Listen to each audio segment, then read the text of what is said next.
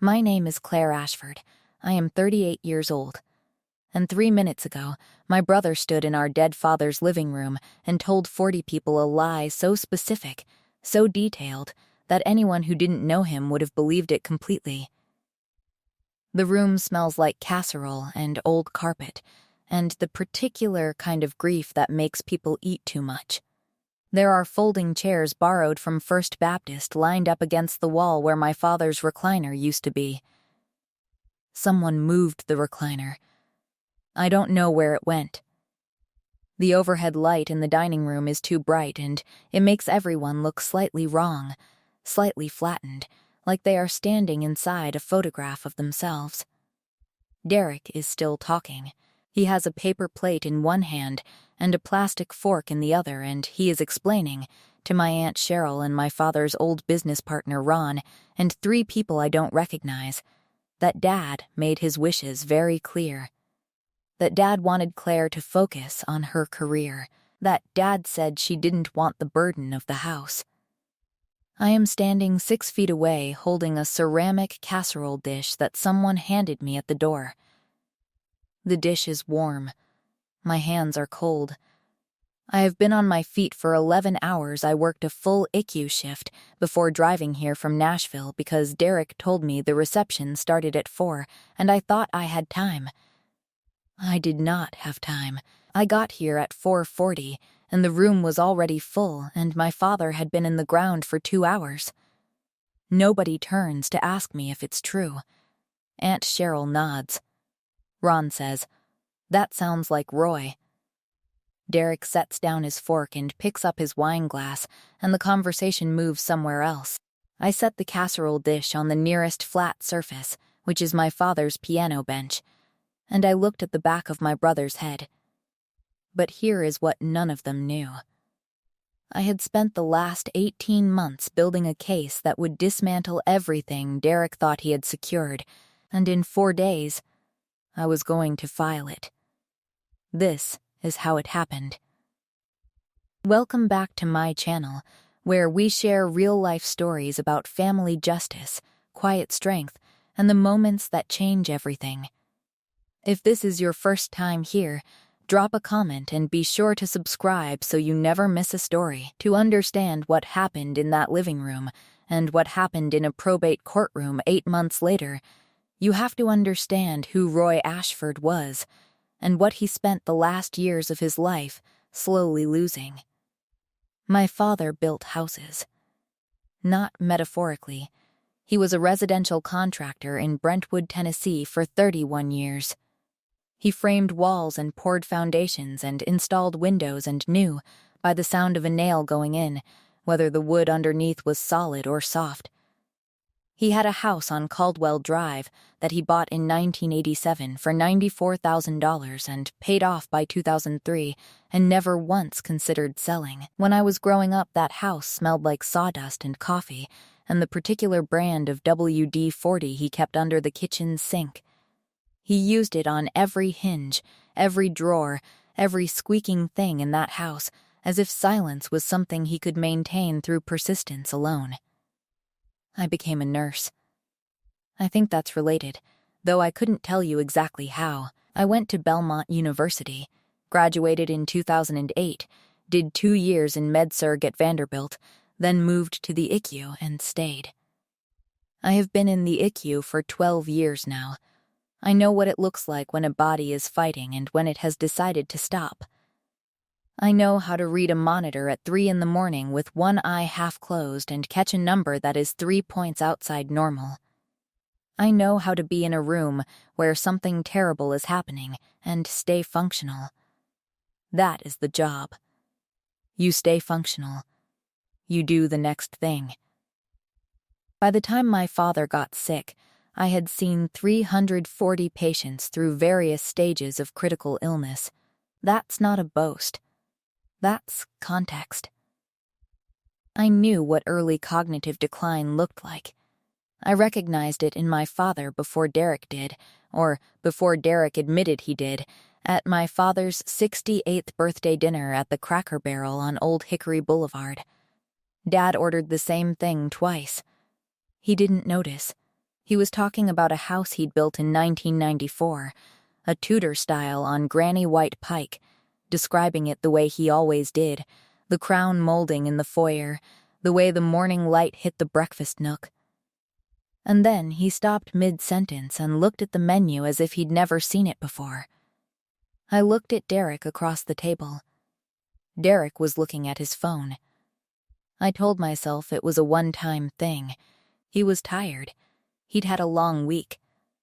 That was the first time I did what I would keep doing for the next year and a half. I made an excuse for what I was seeing, because the alternative was something I didn't have the bandwidth to process on a Tuesday night over chicken tenders. That is the thing about me. I am very good at absorbing information at work. At home, with my own family, I have a habit of filing things under not yet and leaving them there. Marcus has told me this, not unkindly, just factually.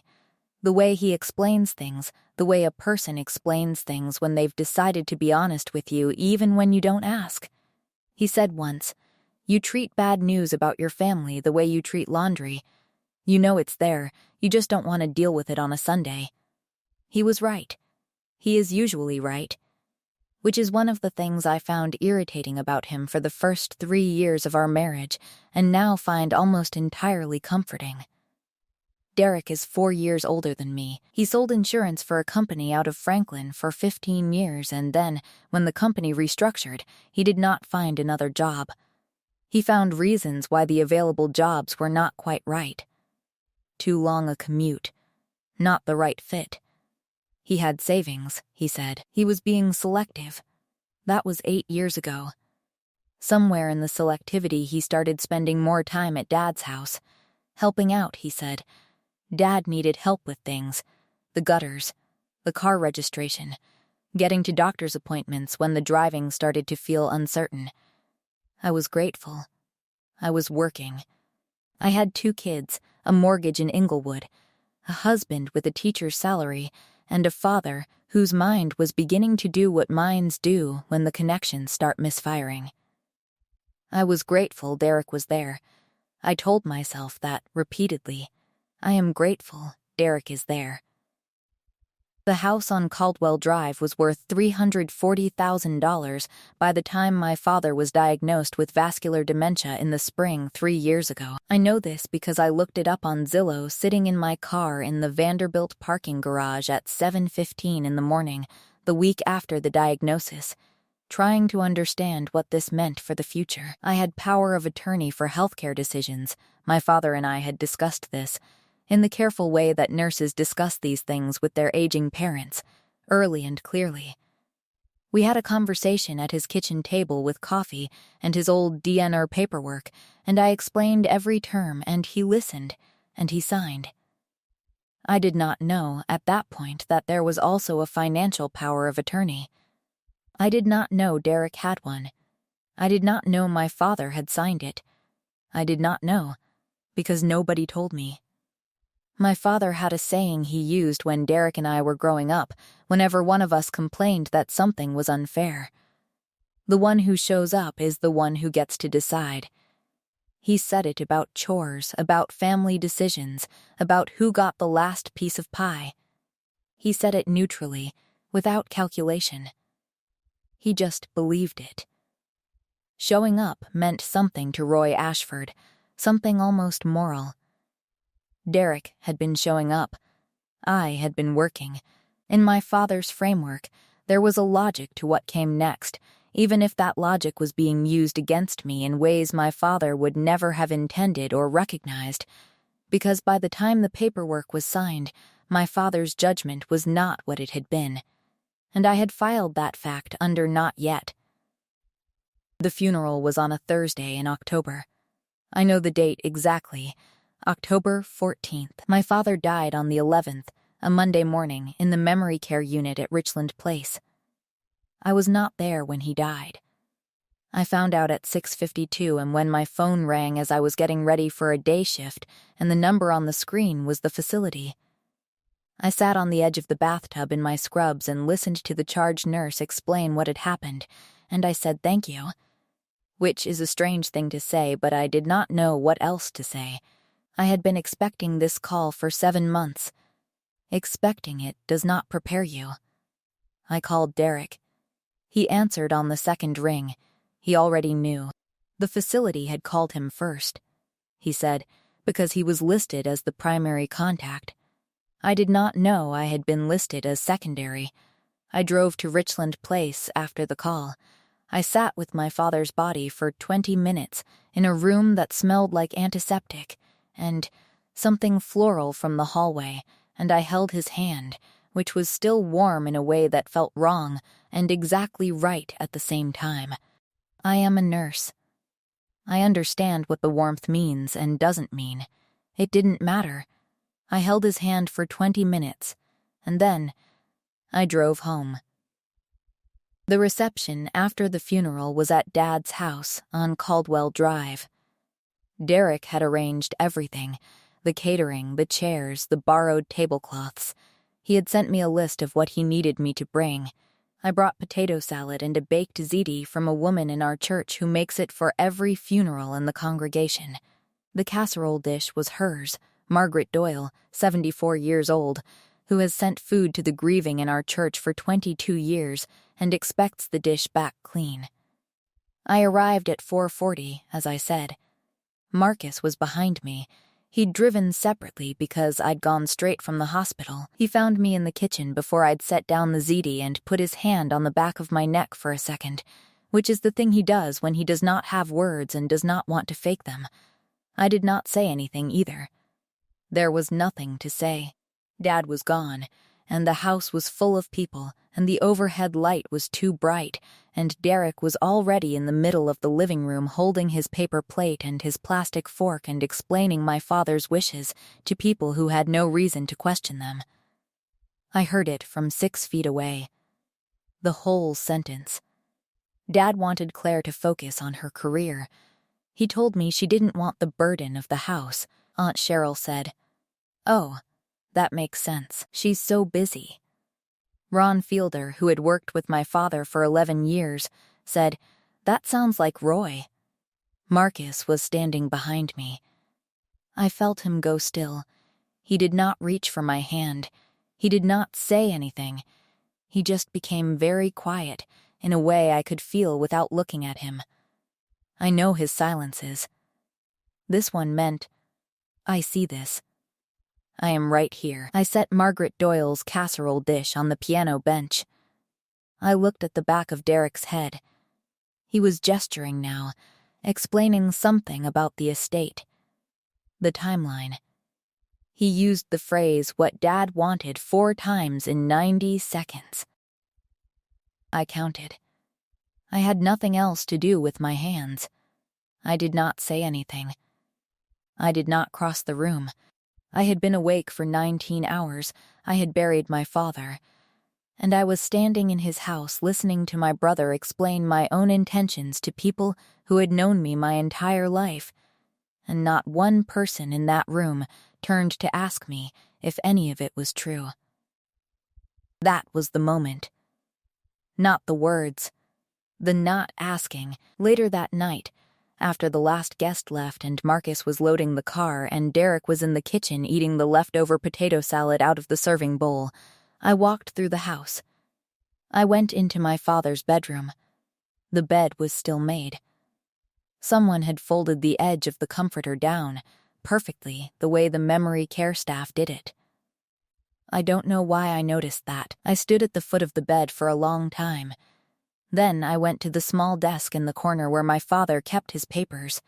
He had always kept his papers in a brown accordion folder, the kind with the elastic band labeled on the tabs in his handwriting: taxes, insurance, house, medical, car.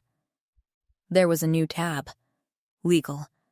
The handwriting was not my father's. I did not open it that night. I stood there with my hand on the elastic band for a long time. Then I heard Derek come down the hall, whistling something tuneless, and I let go of the folder and walked out of the room. I drove home at 10:15. Marcus drove behind me again. I got home, washed my face, sat on the edge of the bed. Marcus came and sat next to me. He said, "What do you need?" I said, "I need to find out what's in that folder." He didn't ask why. He just nodded. That was the decision. That was when I stopped filing things under not yet. 3 days after the funeral, I went back to the house. Derek had a key. I had a key. My father had given me one in 2019 and never asked for it back. I let myself in at 9 in the morning on a Sunday when I knew Derek had his daughter's soccer tournament in Murfreesboro. The accordion folder was where I'd left it. I sat down at the desk and opened it. There were 2 documents I did not recognize. The first was a durable power of attorney for finances, signed by my father. Dated 14 months before his death, the document named Derek Ashford as the attorney in fact. My name was not on it. I read it twice. Then I read it a 3rd time, slowly, looking for my name in the pages. It was not there. The second document was a codicil to my father's will. It was dated 8 months after the power of attorney. It revised the distribution of the estate, specifically the house on Caldwell Drive, transferring sole ownership to Derek upon my father's death. The original will, which my father had written in 2014 and which I had seen, had split the estate equally between Derek and me. I sat at that desk for a long time. I photographed every page with my phone. I put the folder back exactly as I found it. I walked out of the house, locked the door, sat in my car in the driveway, and did not move for 11 minutes. Then, I drove to the Vanderbilt Library, printed the photographs at a self-service kiosk, and drove home. That week, I made 2 calls. The first was to an estate attorney. Her name was Patricia Hale, and she had an office off Hillsborough Road in Green Hills. Her assistant gave me an appointment for the following Thursday. The second call was to a forensic document examiner named Robert Stearns, whose name I found through the Tennessee Association of Questioned Document Examiners, which I had found through a search at 1 in the morning on a night I couldn't sleep. I need to explain what I knew and what I suspected. I knew my father's handwriting. I had been looking at it my entire life, the grocery lists on the kitchen counter, the birthday cards with the capital R that always looked slightly backwards, the notes he tucked into my lunches until I was 12. The signature on the power of attorney was close. It looked like his signature the way a photocopy looks like an original. Technically correct, but missing something in the pressure and the angle. Something that you could not explain if someone asked you to, but that was unmistakably wrong.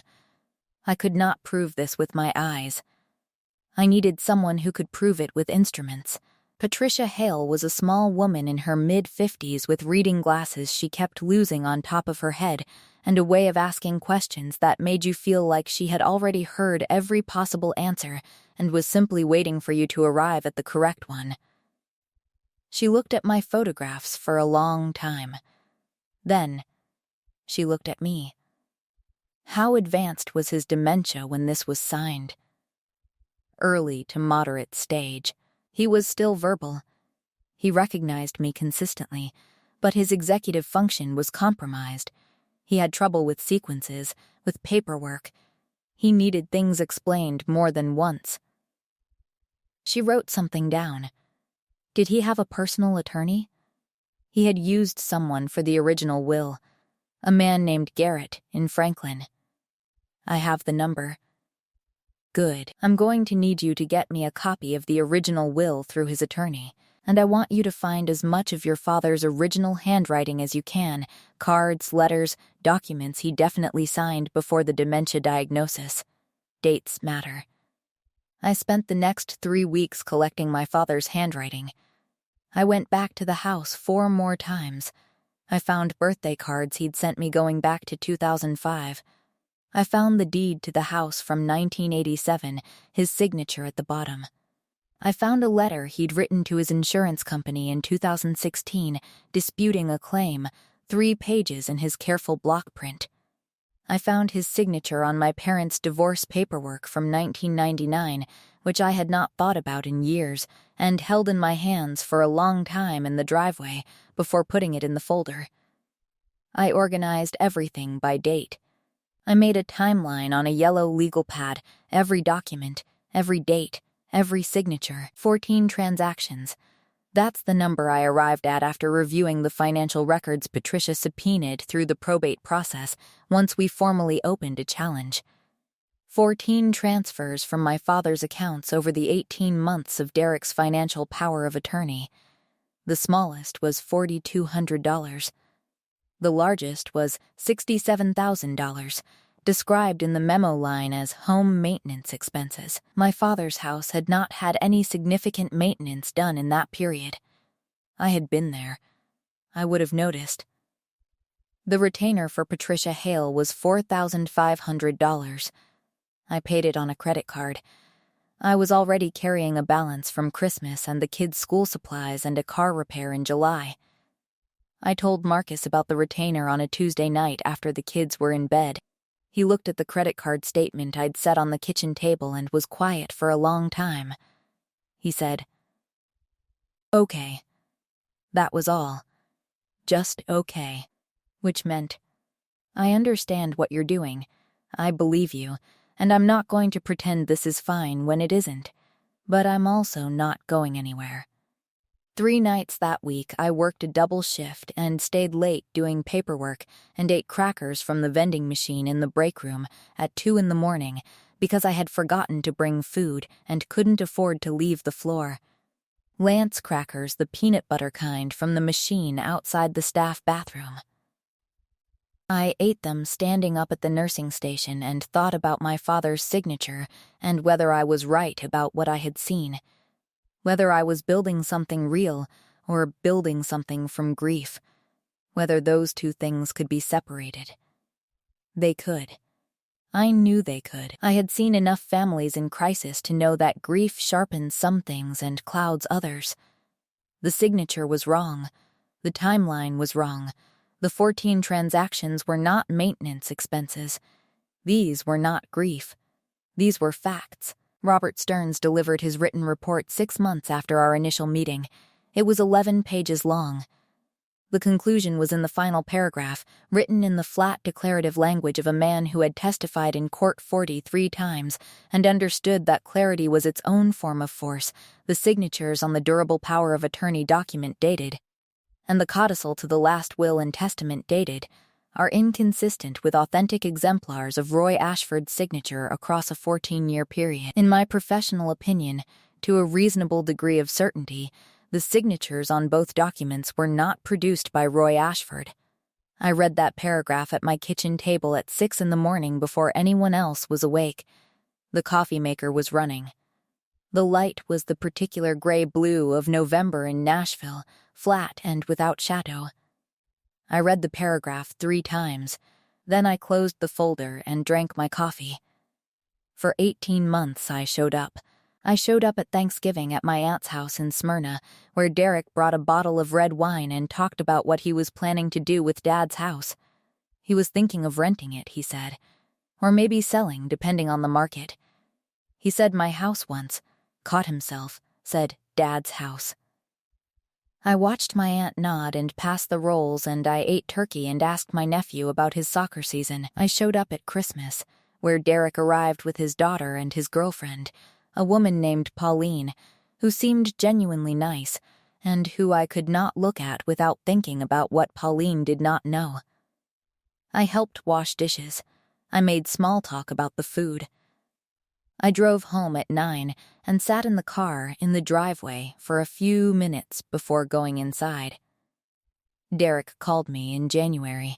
We had a normal conversation. How were the kids? How was Marcus? Were we going to do anything for Dad's birthday in February even though Dad was gone? It felt strange not to mark it. I said I didn't know.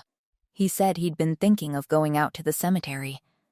I said that sounded right. I said everything that was expected of me. I answered every call. I attended every gathering. I smiled at the right moments. I had been a nurse for 14 years, and I had learned how to be in a room where something terrible was true and keep my face arranged correctly. This was not different. It was just a different kind of room. The hardest moment came in March. Patricia had just told me the forensic report was finalized, and she was ready to file. I had one more week before we moved. Derek came to Marcus's school for a fundraiser.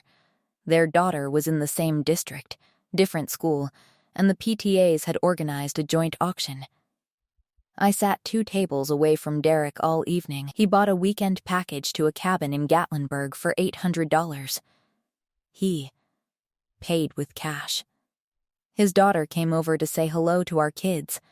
She is 11, and she has Derek's eyes, and she has nothing to do with any of this. I hugged her and asked about her school play, and she told me the whole plot of it, every character, every scene, and I listened to every word.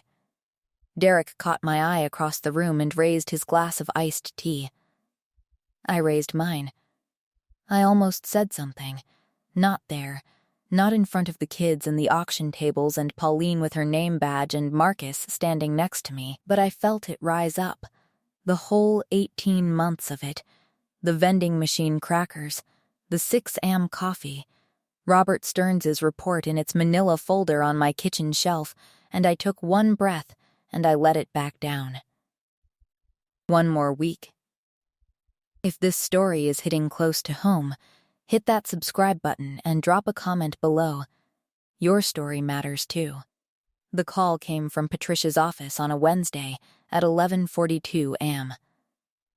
I was on my lunch break, standing in the stairwell outside the 3rd floor because I couldn't take personal calls on the floor, and the break room was never empty. She said, "The estate has been formally opened for probate. Derek has filed a petition to have the will admitted. We need to file our challenge within 15 days. I said, "File it." She said, "Claire, once we file this, there is no going back to a quiet resolution." I already knew that. I had known it for a long time.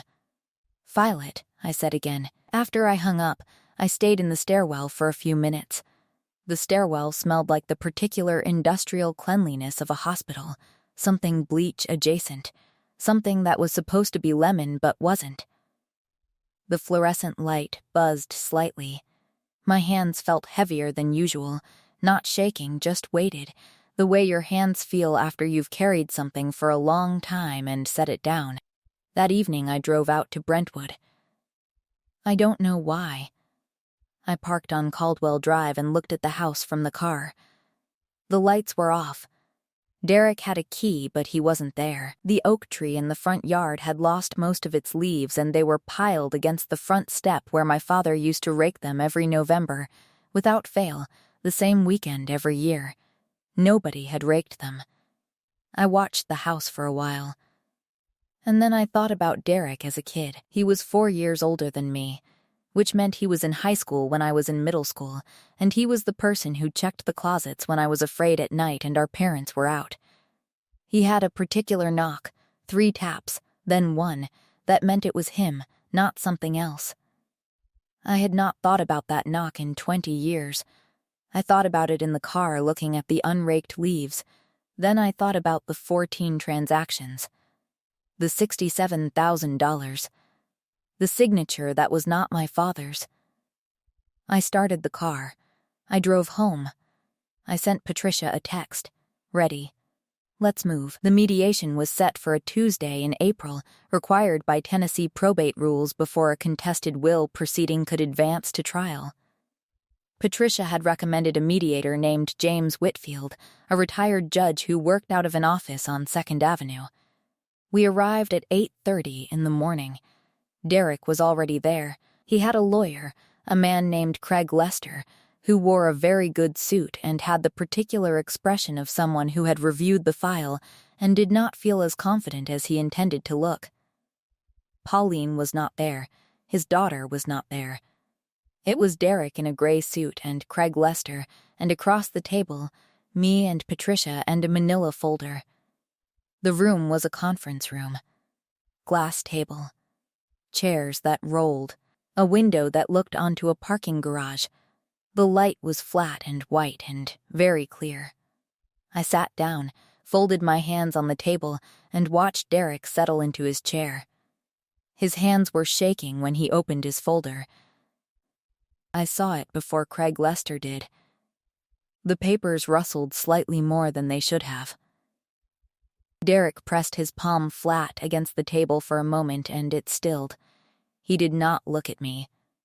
But for just that second, before he pressed his hand down, I saw something. He was scared. Not strategically scared, not performing. Actually scared, the way he used to be scared in thunderstorms when we were small, when he would come down the hall in the dark to my room because our parents' room was too far and mine was right there. He used to sit on the edge of my bed and not say anything until the thunder moved off.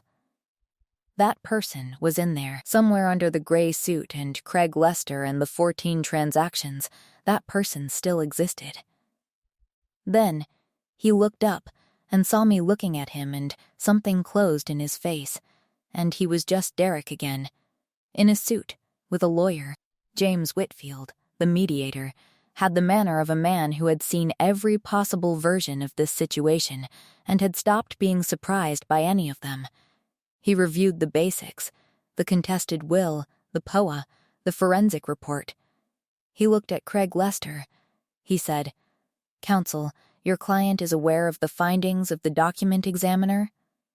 Craig Lester said, "We dispute the conclusions of the report." Patricia opened the manila folder and slid Robert Stearns's 11-page report across the table.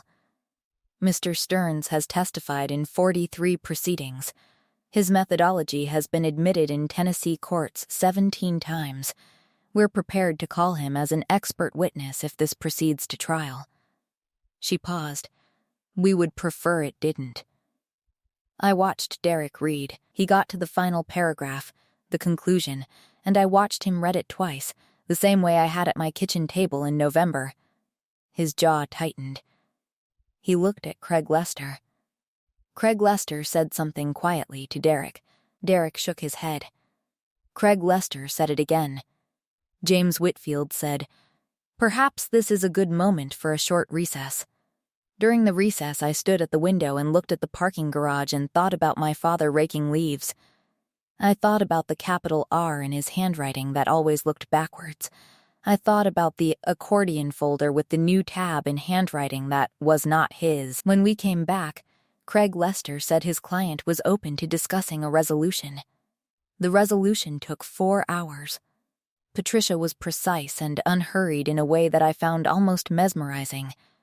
She laid out the 14 transactions one by one. She laid out the timeline of the dementia diagnosis against the timeline of the POA. She laid out Robert Stearns's report page by page. She did not raise her voice. She did not perform. She just kept setting documents on the table the way you lay tiles, one after another, until the floor is covered. At one point, Derek said, "I was just trying to take care of him." "You weren't there, Claire. You don't know what it was like." I looked at him. Just looked at him. For a long moment. Then I said, "I know exactly what it was like. I'm the one who recognized it first." That was all. I said it the way you say something that has been true for a long time and no longer needs explaining. Craig Lester put his hand on Derek's arm. Derek sat back. The room went quiet. By 4 o'clock, the terms were agreed. The codicil was to be set aside as a product of undue influence. The original will, the one splitting the estate equally, would be admitted to probate. The house on Caldwell Drive would be appraised, and the equity divided. Derek would repay $94,000 in disputed transactions, documented by the forensic accounting Patricia had commissioned. The repayment was to be structured over 36 months. Craig Lester gathered his papers. Derek stood up. He did not look at me. He walked to the door and put his hand on the frame and stopped there for a second, his back to the room. Then he walked out. Patricia put the folder in her briefcase. She looked at me. "You did the work," she said. "That's why it held." I nodded. We left. By July, the probate court had formally admitted the original will. The house on Caldwell Drive was appraised at $347,000. After legal costs, my share came to $156,400. I did not sell. Patricia had advised me that I could take my half in equity and let Derek sell his or buy me out. Derek did not have $156,400. He took out a home equity loan on his own house and bought my share over 60 days. I signed the paperwork at Patricia's office on a Thursday afternoon. She handed me the key to the Caldwell Drive house, the spare, the one Derek had been using, and I held it for a second. It was warm from her hand. I put it in my coat pocket and drove home.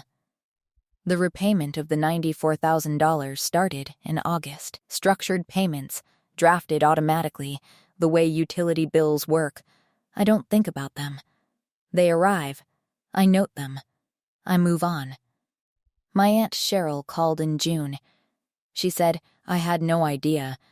I hope you know I had no idea." I told her I believed her. I do. Cheryl is not a calculating person. She was just standing in a room where someone was telling her a story that sounded plausible, and she had no reason to ask questions. That's how this works. That's how it works almost every time. Ron Fielder, my father's old business partner, sent a card. It said, "Your father would have hated this. He would have been proud of how you handled it." I read it in the kitchen and set it on the refrigerator under a magnet. Derek called once. I did not answer. He left a voicemail. He said, "I know you're not going to believe me, but I thought I was doing the right thing. I thought." And then there was a long pause, and he said something I couldn't quite make out and hung up. I listened to it twice. Then I deleted it. Not from anger. There just wasn't anything in it that changed the 14 transactions. In September, 4 months after the mediation, Marcus and I drove to Brentwood on a Saturday morning. I still had my key, the original one, the one Dad gave me in 2019. The house had been empty since Dad moved to Richland Place 2 years before. It smelled like emptiness, like a house that had been waiting. The carpet in the living room needed replacing. The kitchen faucet dripped. The oak tree in the front yard had lost its leaves again, and they were against the front step again. Marcus found a rake in the garage. He went out front and started raking without saying anything about it. I watched him from the kitchen window, his breath visible in the cold morning air. The leaves gathering in a slow pile. The kitchen counter was bare except for the things I'd brought in my bag, a coffee thermos, my phone, and the Caldwell Drive house key, which I'd been carrying in my coat pocket for 4 months and that morning had taken out and set on the counter. I looked at that key for a long time. It was just a key. Brass, worn smooth at the bow from years of use. A small red rubber tag my father had put on it that said house in his handwriting, the R slightly backwards. That's what peace looks like sometimes, not a resolution or a verdict. A key on a counter in the morning light, with the sound of someone you love raking leaves outside, in a house that was your father's and is now, in some form, yours to take care of. I used to think that being reasonable meant giving people the benefit of the doubt until they proved you wrong. I believed that. I thought it was a virtue. I let it cost me 18 months of my father's financial estate, and whatever chance there was that this might have been caught earlier, before the documents were signed, before the money moved. I do not think that anymore. Being reasonable does not mean being slow. It means looking at what is in front of you and responding to what is actually there, not to the version of the story you would prefer. My father built things. He knew, by the sound of a nail going in, whether the wood was solid or soft. He did not ignore the sound. He listened to it, and he acted. That is what I should have done earlier. That is what I eventually did. There is a key on my kitchen counter. I moved it from the Brentwood house to my kitchen in Inglewood, and I have not put it on a hook or in a drawer. I look at it most mornings while the coffee makes. The R on the red tag, slightly backwards. The brass worn smooth from years of my father's hand. I used to think that the worst thing that could happen in a family was conflict. Now I think the worst thing is the silence before it. The long, slow silence of someone who keeps filing things under not yet because the truth is inconvenient and the family gathering is coming up and maybe things will be different this time. They will not be different this time. They will be exactly the same this time. The only thing that changes is whether you decide to see it clearly. My father deserved someone who saw clearly. I got there late. But I got there. That is my story. A forged signature, a forensic report, and a daughter who finally stopped making excuses for what she already knew. If this reminded you that the most loyal thing you can do for someone you love is to tell the truth about what happened to them, share this video with someone who needs to hear it. Drop a comment, hit subscribe, and I will see you in the next one.